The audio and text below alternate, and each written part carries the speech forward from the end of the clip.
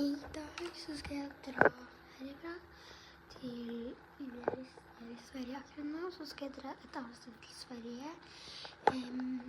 Jeg skal på en liten kjøretur, vi skal kjøre i en sånn time, det blir en time til vi kommer frem til der hvor vi er, hvis vi ikke stopper noe sted. Hvis vi stopper noe sted så kan det ta litt lengre tid, men hotellet er på stasjonen.